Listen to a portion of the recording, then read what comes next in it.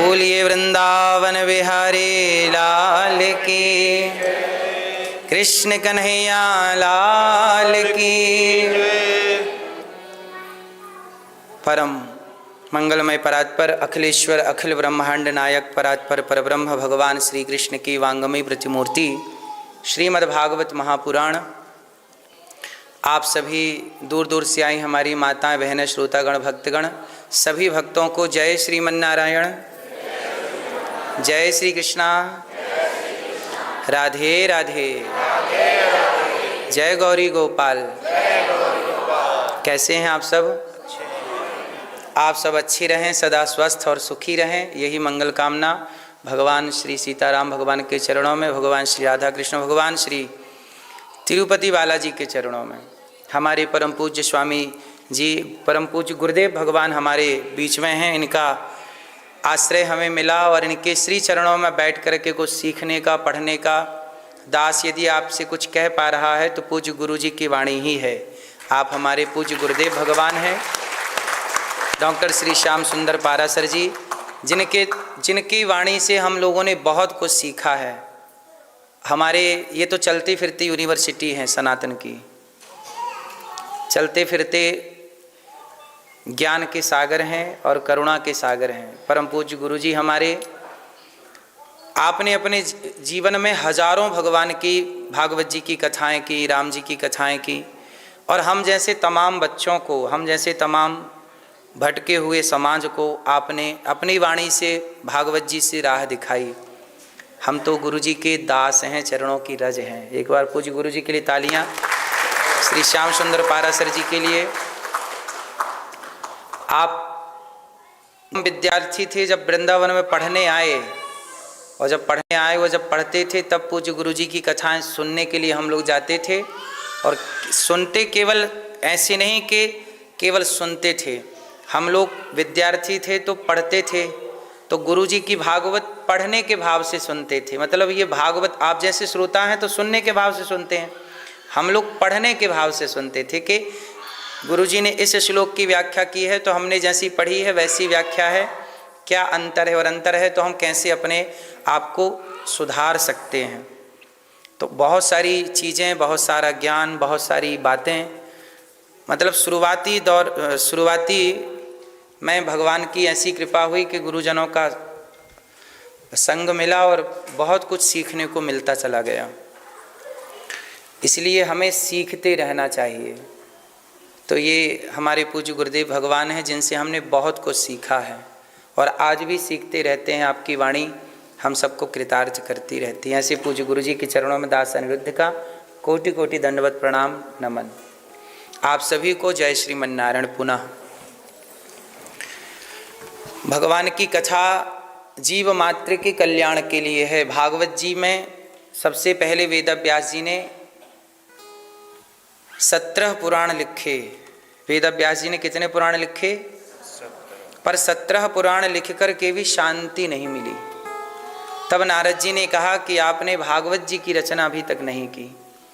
ये भागवत जी क्या है, क्यों सुनना चाहिए, पता है आपको? भागवत जी सबसे पहले राजा परीक्षित जी ने, भागवत जी सबसे पहले भगवान श्रीमन नारायण ने ब्रह्मा जी को सुनाई। अहमेवासमेवाग्रे नान्यद यत् सत् सत् परम। 4 श्लोकों की भागवत जी सबसे पहले किसने किसको सुनाई? भगवान श्रीमन नारायण की नाभि से कमल निकला, कमल में ब्रह्मा जी प्रकट हुए। ब्रह्मा जी से भगवान ने कहा कि आप सृष्टि कीजिए। तो ब्रह्मा जी ने कहा मैं सृष्टि तो करूँगा पर कभी अहंकार आ जाए, मैं रास्ते से भटक जाऊँ तो।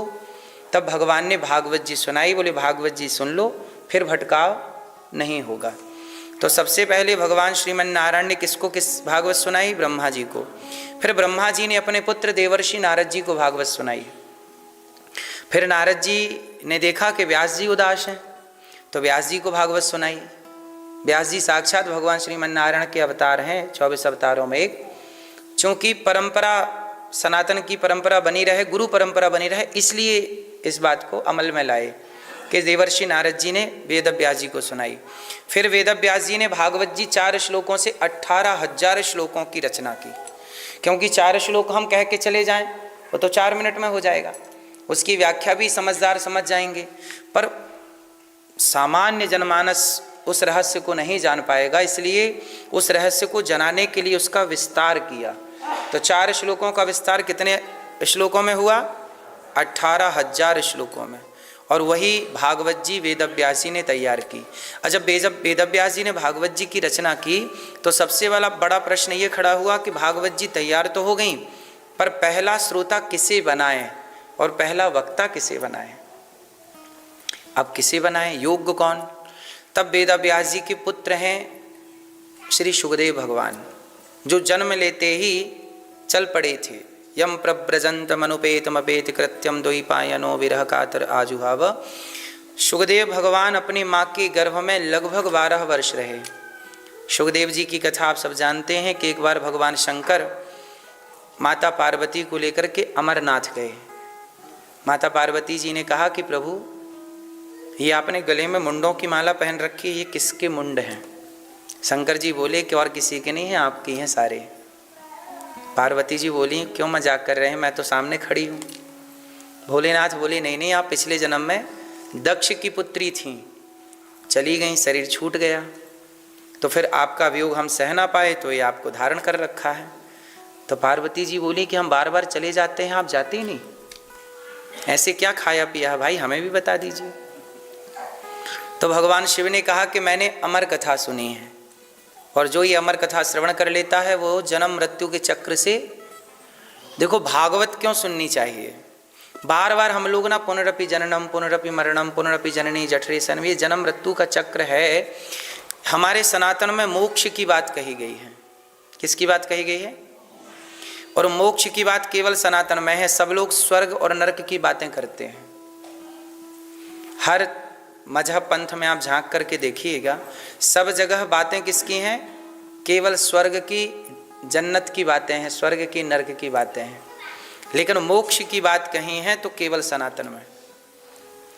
और हमारे यहाँ तो हमारे ऋषियों ने मोक्ष भी नहीं चाहा। अर्थ न धर्म न काम रुचि न नाक पृष्ठम न चपारमेष्ठम न सार्वभौमम न रसाधिपत्यम। हमें कुछ नहीं चाहिए। क्या चाहिए वो आगे हम बताएंगे कि क्या चाहिए। तो पार्वती मैया ने कहा कि हमें भागवत हमें सुनाइए कि हम भी अमर हो जाएं। शंकर जी बोले चलो। तो पार्वती जी को लेकर के भोलेनाथ गए अमरनाथ। कहाँ गए? वहाँ पर भगवान शिव ने माता पार्वती जी को कथा सुनाई, पर माता पार्वती जी को निद्रा आ गई। और माता जी वहीं पीछे एक शुक बैठा था, तोता, उन्होंने शिव जी की वाणी को श्रवण कर लिया। और जब श्रवण किया तो कथा पूरी हुई तो माँ पार्वती की नींद भंग हुई। हाँ भोलेनाथ, आगे क्या हुआ? शिव जी ने कहा कथा तो पूरी हो गई, आप कहाँ थीं? बोले मैं तो सो गई थी। तब भगवान शिव ने देखा कि कथा किसी ने सुन ली और निकाल कर त्रिशूल, क्रोध के मारे शिव जी दौड़े तो वो छोटा सा तोता डर के भागा। तो वह उड़ते उड़ते व्यास जी की पत्नी मासिक धर्म से निवृत्त होकर अपने केसों को सुलझा रही थीं कि उनको जमहाई आई। तो वह तोता मुख के द्वार से गर्भ में प्रवेश कर गया और वेदव्यास जी की पत्नी गर्भवती हो गई। शंकर जी आए, देवी हमारा चोर निकालो, कथा चुरा के भागा है। कौन सी कथा चुरा ली? अमर कथा। बोले जब अमर कथा सुन ही ली तो मरेगा कैसे? शंकर जी चुपचाप चले गए कैलाश। सच्चाई ये थी कि कथा उस तोते को ही सुनवानी थी, पर निमित्त किसे बनाए? पार्वती जी को। अब शंकर जी चले गए कैलाश। वही शुकदेव जी अपने माँ के गर्भ में 12 वर्षों तक रहे। परंतु यहाँ एक ध्यान देने वाली बात यह है कि शुकदेव जी जब माँ के गर्भ में गए तब वह शुक थे, मतलब तोता, पर जब बाहर आए तब तत्राभवद भगवान व्यासपुत्रो। क्या लिखा है? जब बाहर आए तो वो भगवान के रूप थे और दिव्य स्वरूप था। दिव्य मतलब भगवान ही हैं वो, आप ये समझ लीजिए। अब सवाल ये खड़ा हुआ कि गर्भ में गया कौन था? शुक, तोता, और बाहर कौन निकला? भगवत स्वरूप। तो अब सवाल ये खड़ा हुआ कि ये कैसे हुआ? तो प्रश्न का उत्तर ये है कि भगवान शुकदेव जी 12 वर्षों तक अपने माँ के गर्भ में बैठ करके शिव जी ने जो कथा कही थी उस कथा का चिंतन किया। कथा किसकी थी? भगवान की। तो भगवान का चिंतन करते करते करते करते करते करते वह भी भगवान ही हो गए। किसका चिंतन करते करते? भगवान ही हो गए। तो हमारे दत्तात्रेय जी ने 24 गुरु बनाए हैं, उनमें से एक उसको गुरु बनाया है जिसका चिंतन करते करते वह उसके तुल्य हो जाता है। तो सुखदेव भगवान इसका उदाहरण है कि भगवान का चिंतन करते करते भगवत स्वरूप होकर के जब बाहर आए, तो जन्म लेते ही प्रकट होते ही चल पड़े। कौन? सुखदेव जी। कहाँ चल पड़े? अब जाएंगे, सन्यास लेंगे, भगवत चिंतन करेंगे। तब पिताजी पुत्रेति तन्मयतया, हे पुत्र, तन्मय होकर के वेद व्यास जी, पुत्र कहाँ जा रहे हो? जन्म लेते चले गए। अरे विवाह कर लो, कुछ अपने संस्कार ग्रहण कर लो।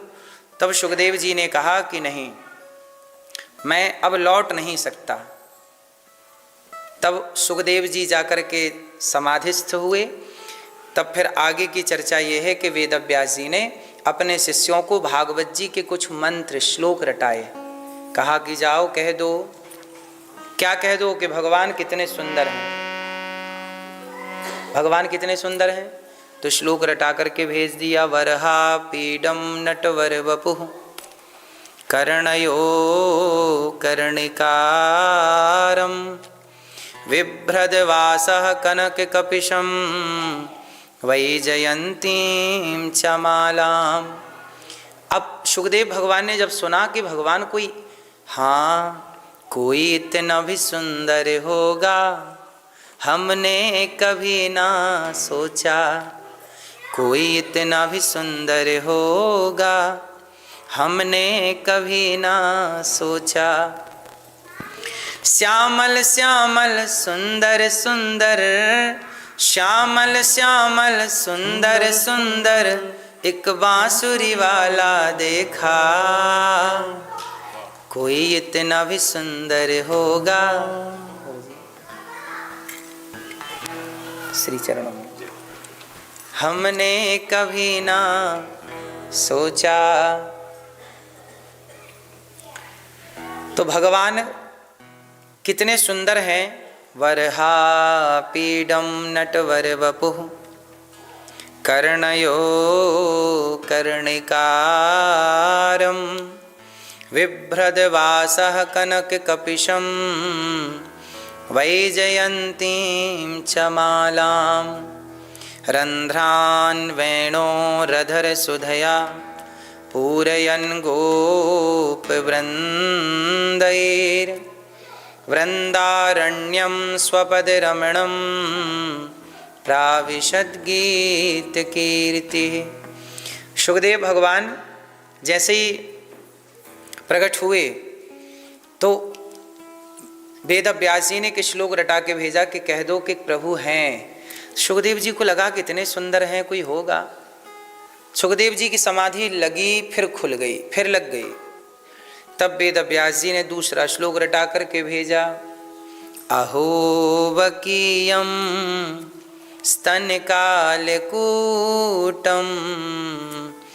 जिघांसयापायदाप्यसाध्वी लेभे गतिं धात्रुचितां ततोऽन्यं कं वा दयालुं शरणं व्रजेम।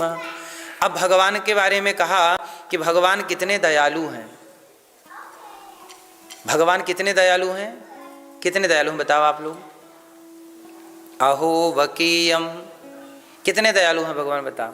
अच्छा, आपको लगता है भगवान के अंदर दया है कि नहीं? कितनी दया है, कितनी दया है भगवान के अंदर, आप बताओ। आपको दया करके क्या दिया भगवान ने?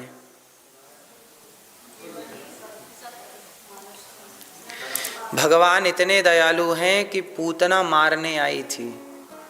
क्या करने आई थी? पूतना नाम की एक राक्षसी प्रभु को क्या करने आई? जहर पिलाने। अपने स्तनों में क्या भर के ले आई? और पिलाना चाहा, मारने आई। और मारने वाली को प्रभु ने तार दिया। ये भगवान की क्या है? करुणा। मारने वाली शिशुपाल कितनी गालियां देता था रोज? 100। 100 गालियाँ पर डे की थीं, पर भगवान कितने दयालु हैं कि गाली देने वाले को भी जब मारा तो मारा नहीं, उसे तार दिया। ऐसे करुणामय भगवान। तो सुखदेव जी ने सुना कि ऐसे भी कोई भगवान है, तो समाधि छोड़ करके आए और उन्होंने भागवत जी का अध्ययन किया। तो भागवत जी का अध्ययन सबसे पहले किसने किया? सुखदेव जी ने किया। फिर सुखदेव जी ने जब भागवत पढ़ी तो एक और राजा हुए, अर्जुन को जानते हैं? जानते हैं? मिले हैं कभी?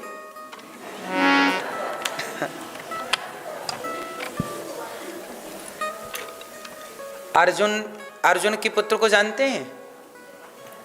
अभिमन्यु के पुत्र को जानते हैं? अर्जुन के पुत्र अभिमन्यु की पत्नी उत्तरा, और उनके पुत्र हुए हैं परीक्षित। अब परीक्षित जी को ना 7 दिन में मरने का शाप लग गया। परीक्षित जी को क्या लग गया? 7 दिन में। इति लंघित मर्यादम तक्षकः सप्तमे हनि, आज से 7वें दिन तक्षक आपको डस लेगा। अच्छा, परीक्षित जी को शाप क्यों लगा? क्योंकि परीक्षित जी ने एक संत का अपमान कर दिया था। एक संत जी का क्या कर दिया? तिरस्कार कर दिया। एक संत जी थे समीक जी, उनके गले में मरा हुआ सांप डाल दिया। क्या डाल दिया? मरा हुआ सांप डाल दिया। तो समीक जी के पुत्र थे श्रृंगी ऋषि, उन्होंने शाप दे दिया कि आपने एक संत का अनादर किया है, जाओ मैं आपको शाप देता हूं कि आज से 7वें दिन तक्षक नाम का सर्प आपको डसेगा और आपकी मृत्यु हो जाएगी। जब परीक्षित जी को पता चला कि मुझे 7 दिन में मरना है, तो अब कहा कि करूं क्या? तो उन्होंने अपने पुत्र को राजा बना करके और परीक्षित जी ने सब कुछ सौंप करके और शुकताल चले गए। कहाँ गए? शुकताल जब गए तो वहाँ बड़े बड़े संतों का आगमन हुआ।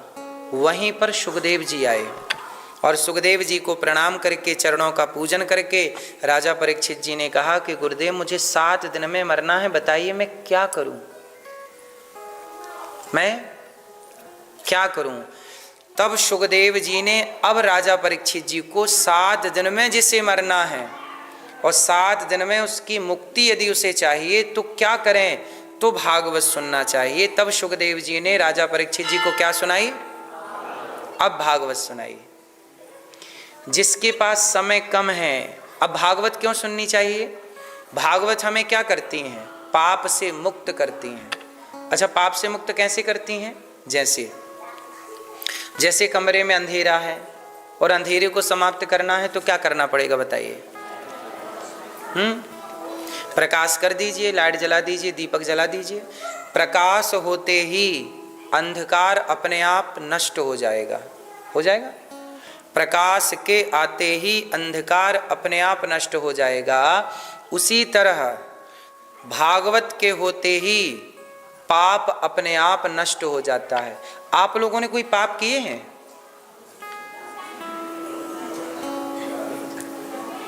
किए हैं? अब जैसे आप लोग रोज स्नान करते हैं, रोज नहाते हैं कि नहीं? शरीर की शुद्धि के लिए रोज स्नान है। आप लोग घर में रोज झाड़ू लगाते हैं, घर की शुद्धि के लिए झाड़ू है। शरीर की शुद्धि के लिए स्नान, घर की शुद्धि के लिए साफ सफाई। तो अब ये बताओ कि जो हमने पाप कर लिए, उन पापों की शुद्धि के लिए हमने क्या किया? कुछ भी नहीं किया। इसलिए हमें जीवन में भागवत सुननी चाहिए। भागवत से क्या होता है? हम पाप मुक्त हो जाते हैं। अब जैसे अंधकार मुक्त करना है तो प्रकाश ले आइए, ऐसे पाप मुक्त करना है तो पुण्य ले आइए। तो सबसे बड़ा पुण्य क्या है? भागवत सुनना ही सबसे बड़ा। ये पुण्य इतना अधिक है कि उस पाप को नष्ट कर देता है। अच्छा, आप लोगों ने पाप कौन कौन से किए हैं? सबसे बड़ा पाप क्या है ये बताइए?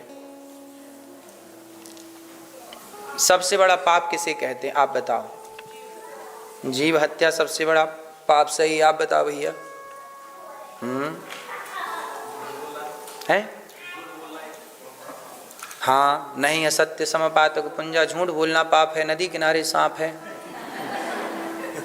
चश्मा वाली भैया, ईर्ष्या, ईर्ष्या सबसे बड़ा पाप। मूंछों वाले भैया, ईर्ष्या, आप बताओ सबसे बड़ा पाप क्या है?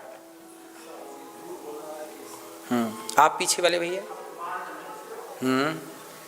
आप बताओ सबसे बड़ा पाप।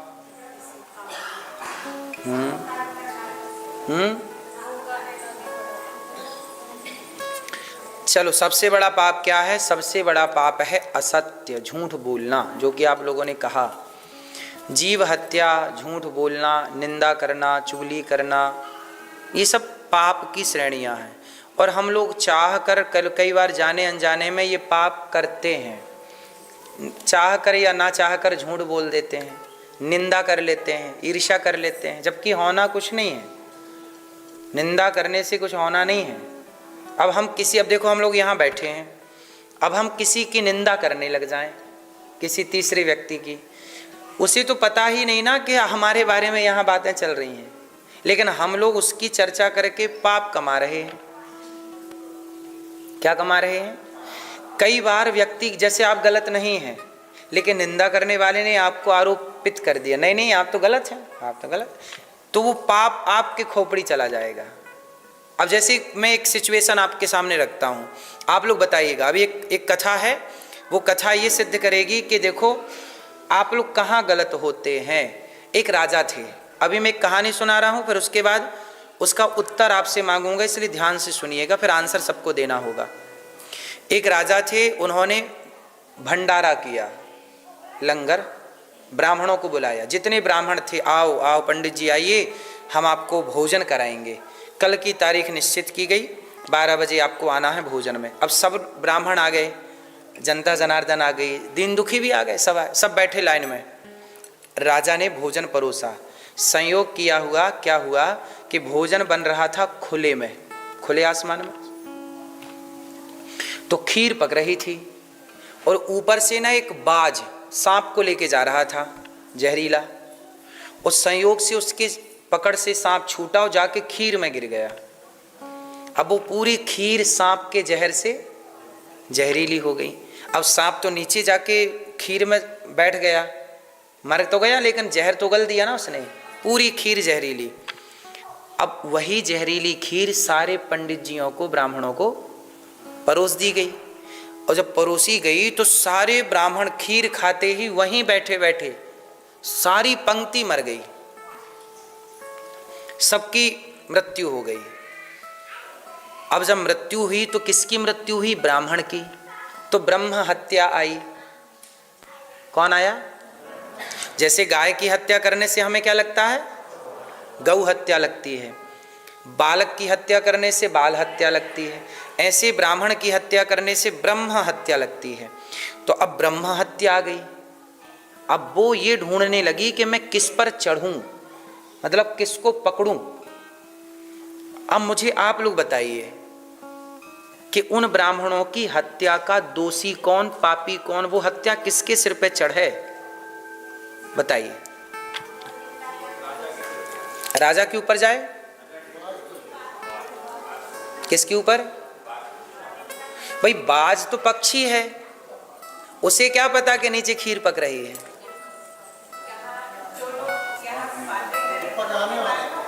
पकाने वाले की भी गलती नहीं है, उसने थोड़ी सांप डाला है। नहीं, उसने देखा नहीं ना, उसने तो देखा भी नहीं। जो खाना बांट रहा था उसको सांप मिला ही नहीं, क्योंकि वो पात्र बर्तन के बहुत नीचे।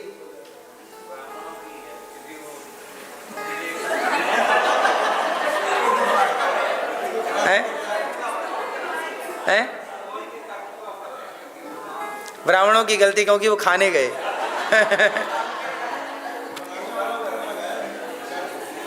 सुनो, अब हुआ क्या कि जैसे आप लोग निर्णय नहीं ले पाए, ऐसे उस राज्य में कोई निर्णय नहीं ले पाया कि ये हत्या जाए किसके ऊपर। अब देखना असली हत्यारा कौन है, अब आपको हम पकड़ाएंगे। अब हुआ क्या कि इस बात को हो गए 1 हफ्ते, कोई पकड़ नहीं पाया किसी को, कौन हत्यारा है, किसकी गलती से सब लोग तो राजा को बोले कि राजा तो अपना अच्छा है, वो तो ब्राह्मणों को बुलाया था सम्मान से, कभी कुछ ईर्ष्या द्वेष तो था नहीं, तो राजा मार नहीं सकता। हलवाई की गलती नहीं, क्योंकि उसने तो जहर मिलाया नहीं, उसकी नज़रों में नहीं था, खुला था तो गिर गया। अच्छा, पक्षी की क्या गलती है, उसे क्या पता नीचे खीर पक रही है। सांप की क्या गलती है, उसके तो अंदर भरी जहर है। तो सांप की भी गलती नहीं, पक्षी की भी गलती नहीं, बनाने वाले की भी गलती नहीं, परोसने वाले की भी गलती नहीं, राजा की भी गलती नहीं, खाने वाले पंडित जी की भी गलती नहीं, किसी की गलती नहीं। अब वो द्वार पे कौन बैठी है, ब्रह्मा हत्या। अब वो कह रही है मैं कहाँ जाऊं, भाई पापी कोई तो करो, किसी को तो पापी बनाओ। कुछ दिन बाद क्या हुआ कि राजा ने अपने एक सेना के पद में एक व्यक्ति था, उसने कोई गलत काम कर दिया। सेना का प्रमुख था एक बटालियन का, उसने कोई गलत काम कर दिया, तो राजा ने उसको हटा दिया उस पद से। तूने गलत किया, चल हट जाए यहाँ से। और जब हटा तो जो उसकी माँ थी, उसकी माँ को पता चला कि मेरे बेटे को राजा ने नौकरी से निकाल दिया। अरे ये राजा तो एक नंबर का मूर्ख है, देखो जरा, कुछ दिन पहले कितने ब्राह्मणों की हत्या कर दी इसने। किसी ने कानो खान इतना बड़ा राजा है तो कोई बोल ना पाया, वरना ये तो एक नंबर का पापी है। अब वो चारों तरफ जहां जाए ये राजा तो एक नंबर का पापी है। तुम्हें पता नहीं कुछ दिन पहले कितने ब्राह्मणों की हत्या कर दी, इसी ने मरवाया है, मेरे बेटे को निकाल दिया नौकरी से। अब वो हत्या पाप समझी कि ये है चुगली करने वाली, ये जान कुछ नहीं रही है, केवल निंदा कर रही है। तो अब इस सारे ब्राह्मणों की हत्या का पाप किसके ऊपर जाएगा, जो बिना पड़ताल किए, बिना सच को जाने निंदा करे। ये सारा पाप किसके खोपड़ी में। अब वो बूढ़ी अम्मा जो निंदा कर रही थी, दौड़ के ब्राह्मणों की हत्या गई, उसकी खोपड़ी में चढ़ गई, और सारा पाप उसके, वो सबसे बड़ी पापनी हो गई। इसका अर्थ क्या है, शास्त्र ये कहना चाहते हैं, सनातन ये कहना चाहता है कि निंदा करना सबसे बड़ा। हम क्यों किसी की बातें करें, हमें क्या पता कि ये भैया सही है कि गलत है, ये मैया सही है कि गलत है। हम कौन होते हैं ये निर्णय करने वाले। और एक बात बताएं, मैं सही हूं कि गलत हूं, ये आप कभी निर्णय कर ही नहीं सकते। अरे जज भी निर्णय नहीं कर पाता, कई बार बेगुनाह को जेल दे देता है, होता है कि नहीं। कसूरवार जो गुनहगार है वो बाहर घूमता है, और जो बेगुनाह है कई बार वो जेल में चला जाता है। तो कौन बेकसूर है, कौन गुनहगार है, क्या ये आप निर्णय कर सकते हैं कभी? उत्तर दीजिए। इसलिए ये काम भगवान का है, इसलिए ये काम भगवान पे छोड़ दिया करिए। कौन अच्छा है, आप किसी की अच्छाई जरूर कहिए कि भैया बहुत अच्छे हैं, ये मैया बहुत अच्छी हैं, हम इनसे सीखना चाहिए। हम अच्छाइयाँ तो ग्रहण कर लें, कोई दोष नहीं है, पर किसी की निंदा क्यों करें। आप हमारा फायदा बताइए, हम आपकी निंदा करें, चलो हमारा फायदा क्या है। आप अपने पड़ोसियों की निंदा करें, क्या फायदा है। इसलिए कहते हैं समझदार बेवजह निंदा करके पाप अपने सिर पे नहीं रखता। ये बेवकूफ लोग हैं जो निंदा करते हैं। तो सबसे बड़ा पाप क्या है, झूठ बोलना, निंदा करना, चुगली करना। चुगली भी वही निंदा का एक, निंदा की एक बहन है चुगली, ये दोनों सगी बहन है ठीक है। तो ये दोनों बहनें अच्छी नहीं हैं, इन दोनों से हमें दूर रहना चाहिए। नहीं असत्य समपातक पुंजा, सबसे बड़ा पाप है असत्य। इसलिए कोशिश करिए सत्य बोलिए, धर्म पर चलिए। ये तो हो गई पुण्य की बात। अब बताइए सबसे बड़ा पाप क्या है, तो पाप की बात हो गई। अब बताओ सबसे बड़ा पुण्य क्या है। सबसे बड़ा पुण्य क्या है, क्या है? हाँ, सबसे बड़ा पुण्य है परहित सरिस धर्म नहीं भाई। सबसे बड़ा पुण्य है कि आप किसी बेसहारा को सहारा दे दें, किसी भूखे को रोटी दे दें, प्यासे को पानी दे दें, बेसहारा को सहारा दे दें। किसी की मदद करना सबसे बड़ा पुण्य है। इसलिए जो मानव शरीर है हमारा, हमें अब कुछ लोग एक सवाल करते हैं कि भगवान ने ये दुनिया क्यों बनाई। कई बार आप लोगों के मन में भी आता होगा, आप लोग कहते होंगे दुनिया बनाने वाले क्या तेरे मन में समाई,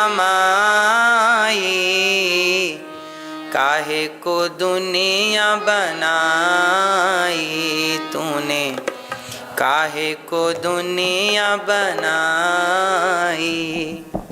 तो दुनिया बनाने वाले, कई बार सवाल आता है ना कि भगवान ने दुनिया क्यों बनाई, आता है कि नहीं? क्यों? आपको पता है क्यों बनाई ईश्वर ने दुनिया? इस सृष्टि क्यों रची ईश्वर ने? बताओ भैया, चश्मा वाले भैया, भगवान ने दुनिया क्यों बनाई? आप बताइए भैया, आप बताइए, दुनिया ईश्वर ने क्यों बनाया इस संसार?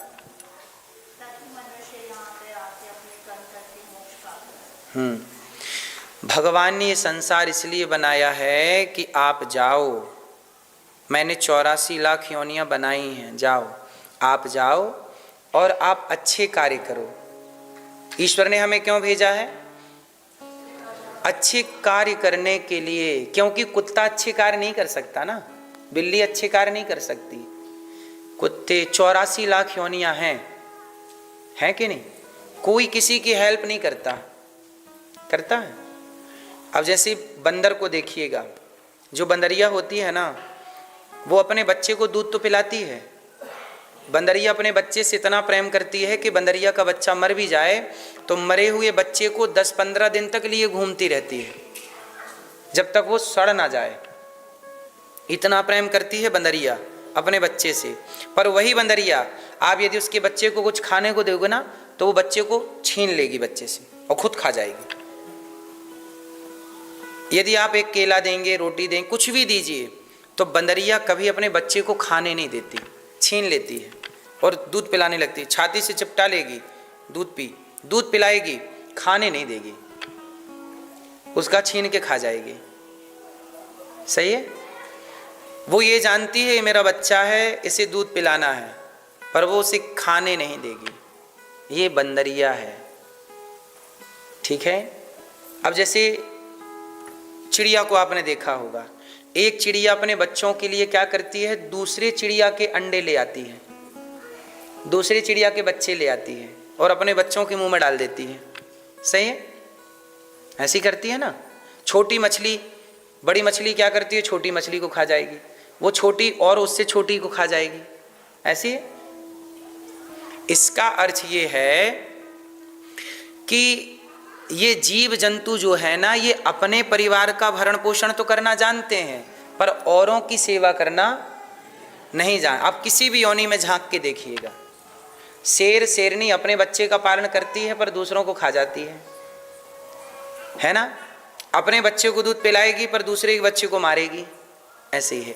लेकिन हम मनुष्य, ईश्वर ने हमें इसलिए बनाया कि तुम जाओ, तुम अपने बच्चों का भी पेट भरना, अपनों की भी सेवा करना, औरों की भी सेवा करना, और केवल अपने मनुष्यों की नहीं, तुम कुत्ते की, बिल्ली की, चिड़िया की, पक्षी की।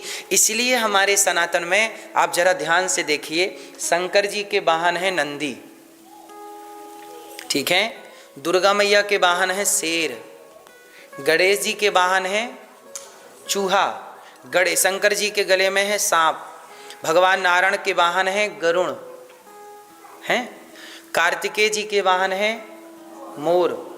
अब ये बताइए कि हमारे जितने भी देवी देवता हैं, वो सब किसी न किसी पक्षी के ऊपर, किसी न किसी जानवर के ऊपर वो अपनी सवारी करते हैं। बताओ ऐसा क्यों है? ये सनातन का विज्ञान जरा आप मुझे समझाओ, ऐसा क्यों है? क्या जरूरत थी? जरूरत क्या थी? बताइए कौन सा जीव है जिसकी सवारी नहीं है हमारे देवताओं की? इंद्र की सवारी है हाथी, हाथी, और तो सब ठीक है। यमराज जी का वाहन क्या है बताइए? हैं? भैंसा। अब देख लो, भैंसा का भी सम्मान है, नहीं है? क्यों बताइए क्यों? इसका अर्थ ये हुआ कि हम सनातनी लोग प्रकृति को ही परमात्मा मानते हैं। हम सनातनी लोग भगवान किसे मानते हैं?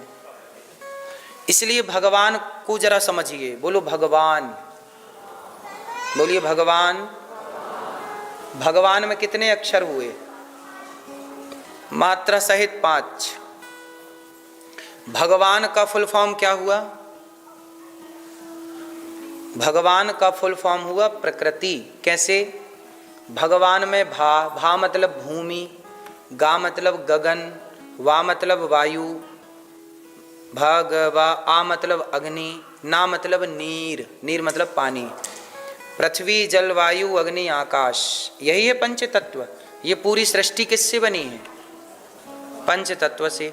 5 तत्वों से आप बने, मैं बना, कुत्ता बना, बिल्ली बनी, चिड़िया बनी। पूरी प्रकृति किससे बनी? पंच तत्वों से। और इन्हीं को कहते हैं भगवान, भूमि गगन वायु अग्नि आकाश। तो प्रकृति को जोड़ दिया तो भगवान बन गया। तो हम लोग किसके उपासक हैं? प्रकृति के। इसलिए हमारे यहाँ आंवले की पूजा है, पीपल की पूजा है, तुलसी की पूजा है, वटवृक्ष की पूजा है, हमारे यहाँ भैंसे की पूजा है, गाय की पूजा है, सांप की पूजा है, चूहे की पूजा है, गाय की पूजा है, बैल की पूजा है, मोर की पूजा है, चिड़िया की पूजा है, मत्स्य मछली की पूजा है, कच्छप कछुए की पूजा है।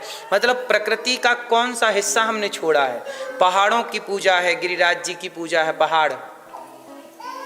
पहाड़ की पूजा है। हम लोग किसके उपासक हैं? प्रकृति के। और ये प्रकृति ही ईश्वर का अंश है, यही ईश्वर है। भगवान का अर्थ ये नहीं है कि कोई व्यक्ति है, भगवान तो भगवान है ही अनेक रूपों में, 24 अवतारों में रूप भी है भगवान के, लेकिन मूल रूप में भगवान प्रकृति तत्व है। इसलिए सनातन ने किसकी पूजा की? शिव की जहाँ पूजा होगी वहाँ नंदी की पूजा जरूर होगी, और नंदी की पूजा जहाँ है वहाँ, जहाँ शिव है वहाँ कार्तिकेय जी हैं तो मोर की पूजा हो गई, और जहाँ शिव हैं गणेश जी हैं तो चूहे की पूजा हो गई। बिना चूहे के गणेश जी नहीं हैं। अब इनका गहरा अर्थ है, कहो तो मैं समझा दूं आपको। इनका अर्थ ये है, जैसे शंकर जी का वाहन नंदी क्यों है? उत्तर दीजिए क्यों है नंदी? क्यों? नंदी किसका प्रतीक है? नंदी धर्म का प्रतीक है। देखो हमारे सनातन साइंटिफिक है, हर चीज का एक विज्ञान है गहरा। उस विज्ञान को ना समझने से लोग क्या समझने लग गए, कह रहे ये तो पागल हैं, ये तो पाखंडी हैं, ये तो पाखंड चल रहा है। पाखंड इसलिए समझ गए क्योंकि यथार्थ को नहीं समझ पाए। शंकर जी किस पे चढ़े हैं? वाहन क्या है? नंदी कौन है? धर्म। किसका स्वरूप है? धर्म के 4 चरण होते हैं, सत्य दया दान तप। इसलिए आपने देखा होगा हमारी जो नई संसद भवन बनी है उसमें मोदी जी ने एक सेंगोल रखा है, उस सेंगोल में नंदी का चित्र है। तो नंदी किसका प्रतीक माना गया है? धर्म का। किसका प्रतीक है? तो शंकर जी किस पर चढ़ते हैं? धर्म पर सवार हैं, ना कि बैल पर।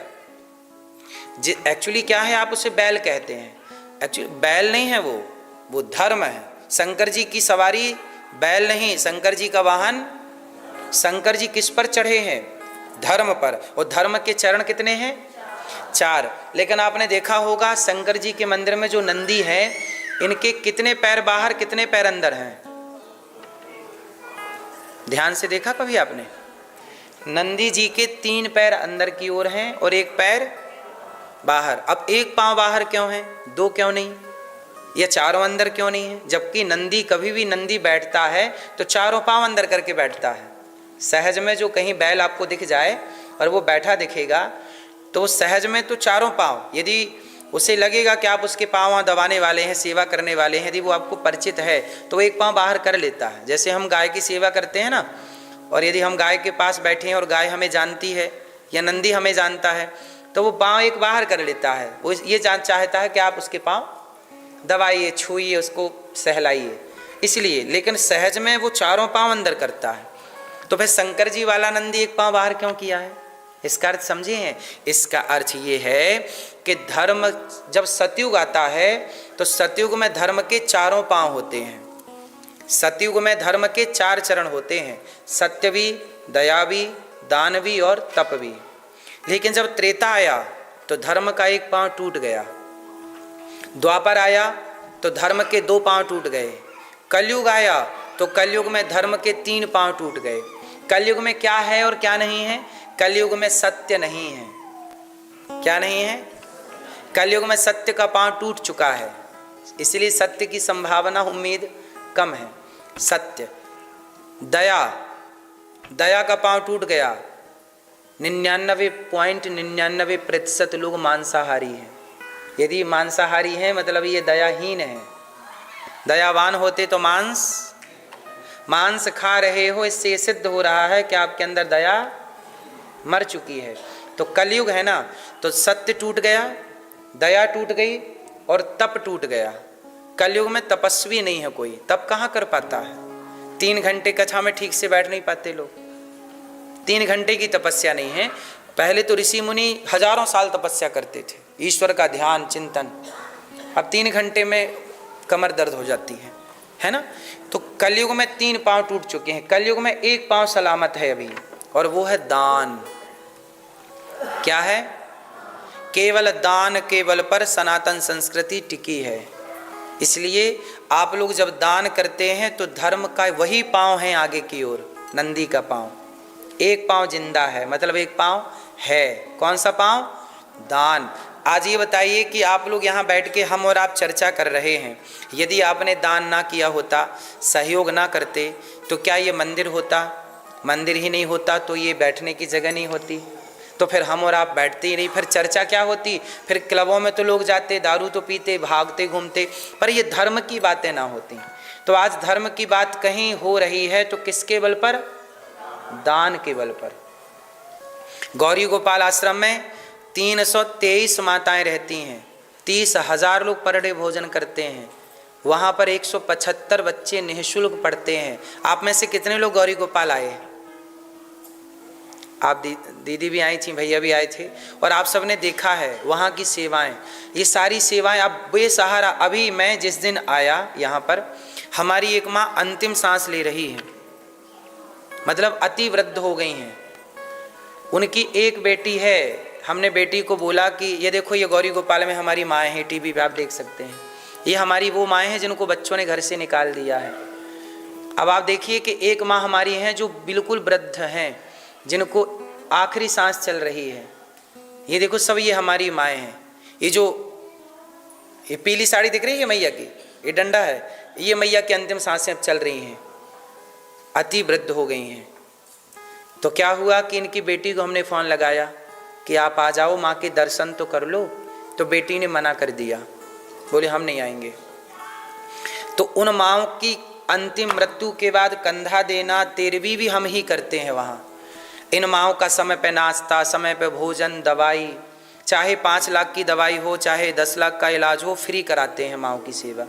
तो आप लोग जो सहयोग करते हैं ना, उसी से कोई माँ के, आप में से किसी ने माँ को नाश्ता करा दिया, किसी ने माँ को भोजन करा दिया, किसी ने माँ को दवाई दे दी, इसी से सब चल रहा है। तो ये सारी सेवाएं किसके बल पर चल रही हैं? दान के बल पर। गौरी गोपाल आश्रम में 175 बच्चे भोजन करते हैं। कितने बच्चे भोजन करते हैं? आप भी अब ये देखो, अखंड रसोई चल रही है, ये हजारों संत भोजन करते हैं। आप में से हमारी दीदी ने भोजन कराया भी था वहाँ जाके संतों को। ये देखो, संतों के दर्शन आप कभी आएंगे गौरी गोपाल तो आप कर पाएंगे। तो ये सब किसके बल पे चल रहा है? दान के। इसका अर्थ ये हुआ कि कलयुग में कितने पांव बचे हैं? एक। इसलिए शंकर जी के मंदिर में जो नंदी है उनका एक पांव बाहर है और 3 पांव, इसलिए 3 पांव टूट चुके हैं, इसलिए वो टूटा हुआ पांव है, और जो बाहर है वो सलामत सही पांव है। तो ये शिव जी धर्म पर सवार हैं। अब उदाहरण गणेश जी का देख लो। गणेश जी का वाहन क्या है? चूहा। अब चूहे पर गणेश जी क्यों चढ़े हैं? चढ़े हैं मीन सवार हैं। तो गणेश जी चूहे पर क्यों सवार हैं? आपने कभी इसका गणित समझा? नहीं। जब नहीं समझेंगे ना तो ये सब पाखंड दिखने लग जाएगा, अरे कौन चूहे पे चढ़ता है। यदि नहीं समझेंगे तो आपके बच्चे आपसे पूछेंगे कि माँ ये चूहे पर गणेश जी क्यों बैठे हैं? आपने उत्तर दे दिया, लॉजिक ठीक लगा, तब तो बच्चे ठीक कहेंगे। और नहीं तो ये माँ तो पागल है, क्या करती है, चूहे पर कौन बैठता है। अब बताता हूँ चूहे पर गणेश जी क्यों बैठे हैं। गणेश जी किसके देवता हैं? किसके हैं? गणेश जी बुद्धि के देवता। और चूहा किसका प्रतीक है? चूहा है तर्क का प्रतीक। चूहा क्या है? हर चीज कुतरता रहता है। यहाँ चूहे हैं कि नहीं? यहाँ मीन्स आप लोगों के घर में नहीं है, पर है अमेरिका में कि नहीं? तो सुनो, चूहे का काम क्या है? कोई भी चीज क्या करेगा? वो कुतर देगा। चूहे का काम है कुतरना, इसी को कहते हैं कुतर्क। क्या कहते हैं? नहीं कहते लोग, बहुत कुतर्क करता है। तर्क कुतर्क, तर्क वितर्क, ठीक है। तो चूहा किसका प्रतीक है? तर्क का। और गणेश जी कौन है? बुद्धि। तो कॉमन सेंस है ये, आप बिल्कुल लॉजिक समझ लीजिएगा कि बुद्धि तर्क पर ही सवार होती है। बुद्धि किस पर सवार होती है? तर्क शास्त्र पढ़े हैं?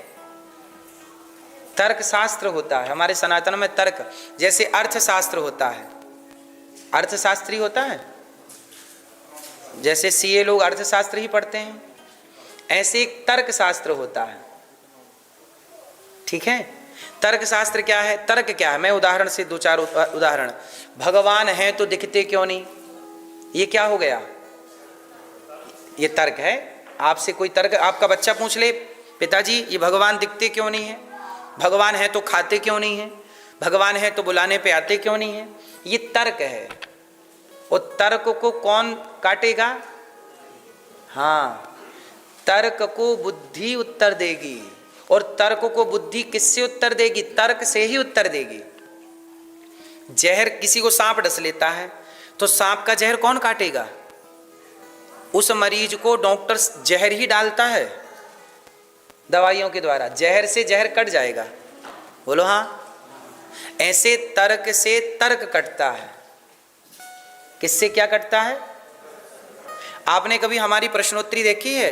लोग सवाल करते हैं, प्रश्नोत्तरी करते हैं, तो लोग कितने तरह के, जो आप कहते हैं ना महाराज जी कैसे कैसे क्वेश्चन लोग करते हैं, एक्चुअली वो क्वेश्चन कम होते हैं, वो लोगों के तर्क होते हैं।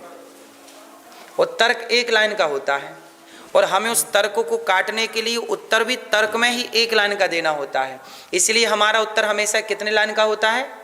एक या आधी लाइन में खत्म। और लोगों को समझ में आ जाता, क्यों? ये तर्क की भाषा है। ये कौन सी भाषा है? जब आप हमसे तर्क करेंगे तो हम भी आपको तर्क में उत्तर देंगे। ये पढ़ाई होती है।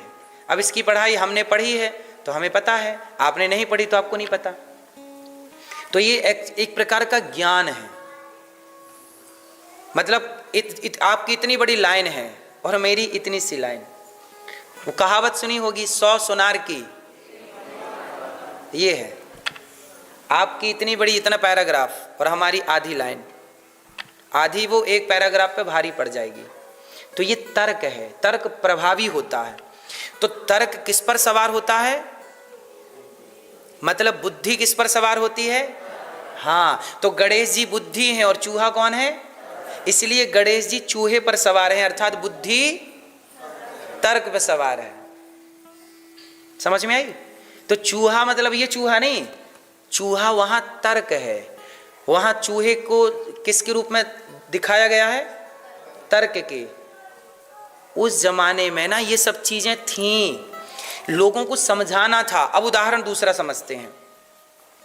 अब जैसे दीपावली आती है, तो आप लोग बताइए दीपावली में आप लोग किसकी पूजा करते हैं?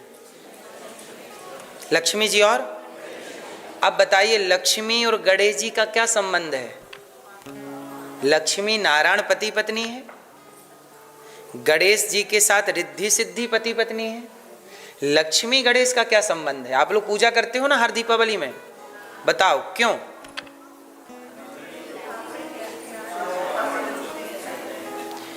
दीपावली क्यों मनाई जाती है पहले ये बताओ।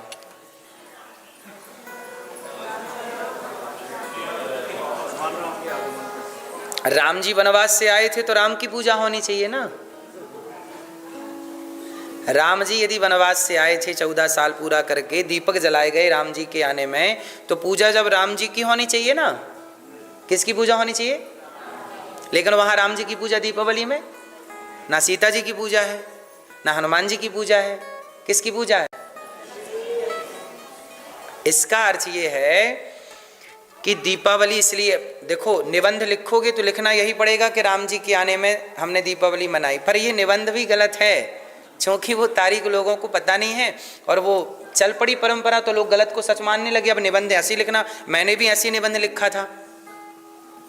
दीपावली का निबंध लिखना होगा तो यही तो लिखोगे, नहीं लिखोगे तो नंबर कट जाएंगे। लेकिन ये उत्तर गलत है। राम जी दीपावली के दिन नहीं आए। दीपावली क्यों मनाई जाती है? दीपावली इसलिए मनाई जाती है कि दीपावली के दिन समुद्र मंथन से लक्ष्मी जी जब प्रकट हुई थीं, तो दीपावली के दिन लक्ष्मी नारायण का विवाह हुआ था।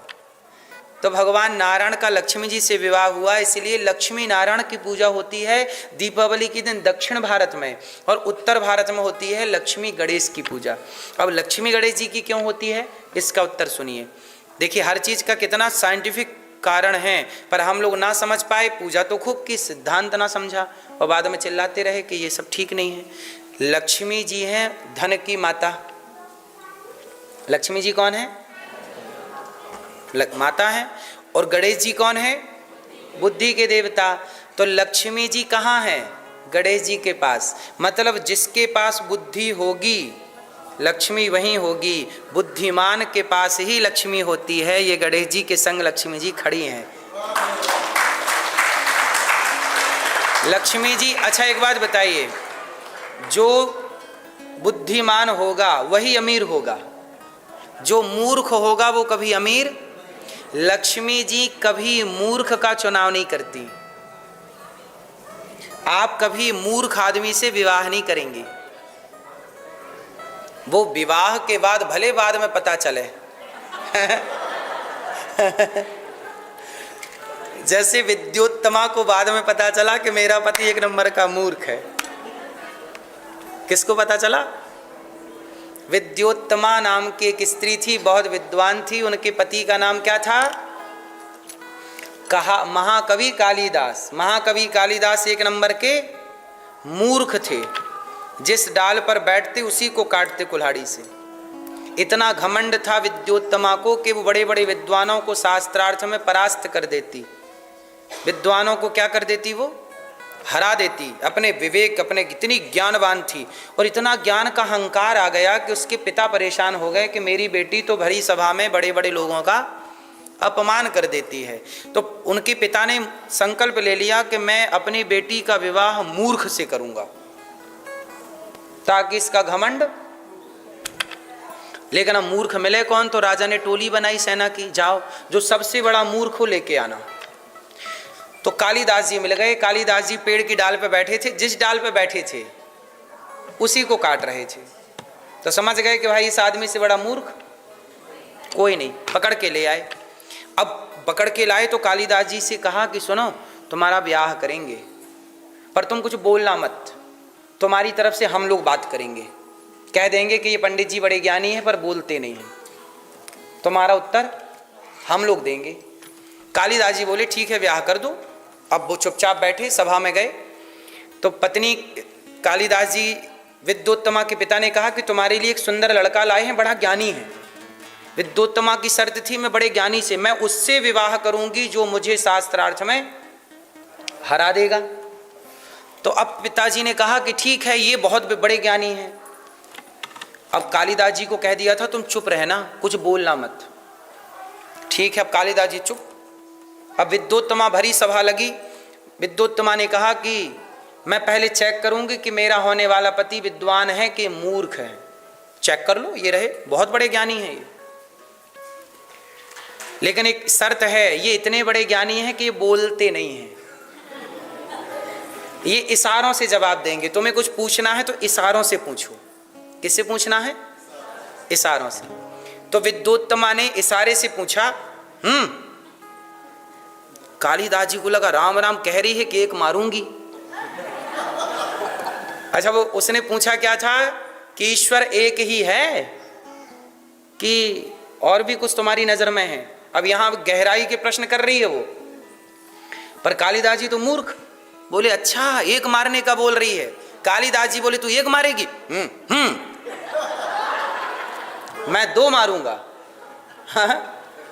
तो अब लोगों ने, विद्योत्तमा ने कहा कि ये क्या मतलब हुआ इसका? तो विद्वानों ने अर्थ किया कि सुनो, ये कहना चाहते हैं कि ईश्वर तो एक है पर उस एक को समझने के लिए दूसरा जीवात्मा भी तो है, तो जीवात्मा और परमात्मा दो हो गए।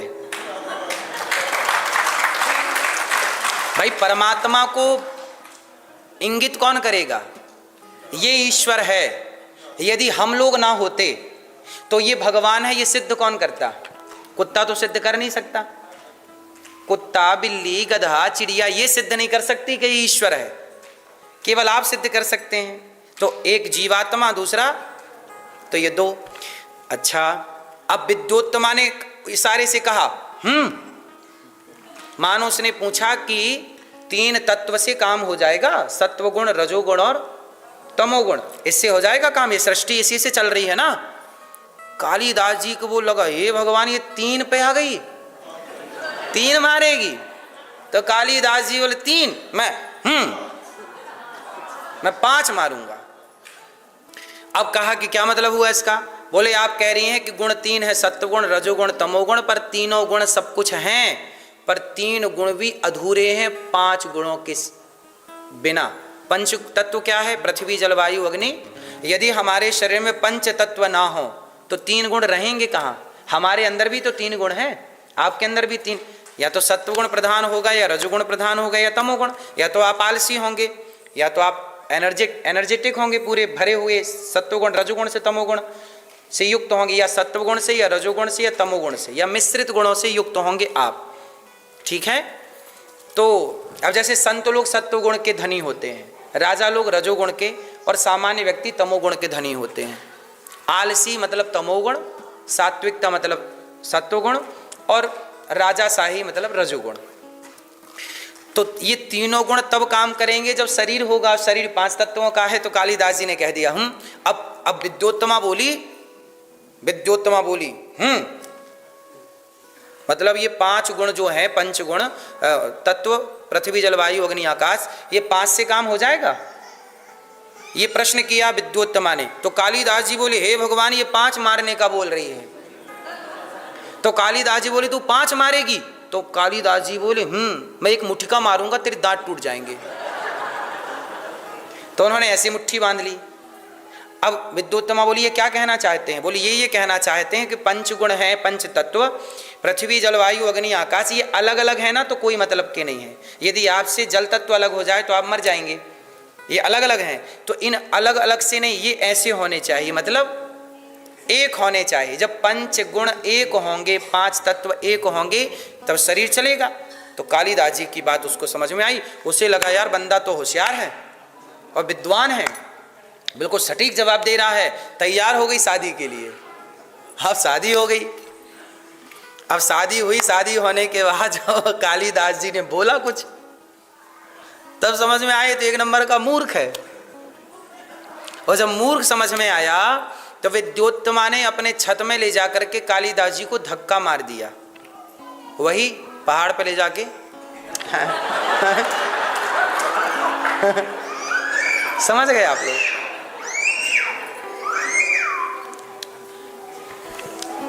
मैया कहाँ चली?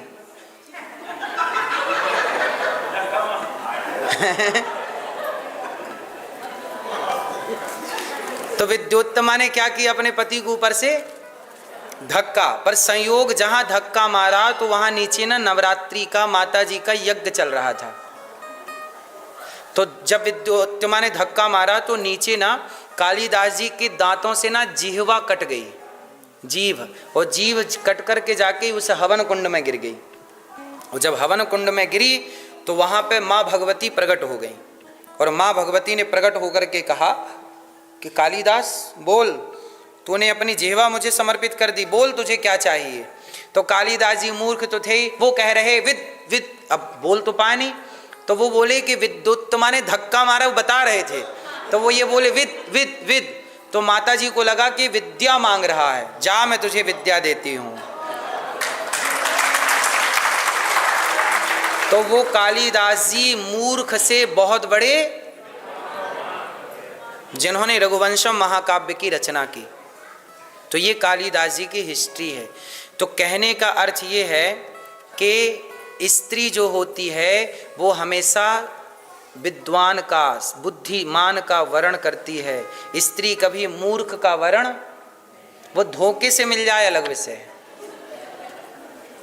इसका अर्थ ये हुआ कि लक्ष्मी जी किसके साथ हैं? गणेश जी के साथ। तो गणेश जी और लक्ष्मी जी का संबंध समझ आया कि गणेश जी बुद्धि हैं और लक्ष्मी जी धन हैं, तो हमेशा बुद्धिमान के पास ही लक्ष्मी जी रहती हैं। ये इसका तात्पर्य है, ये इसका रहस्य है।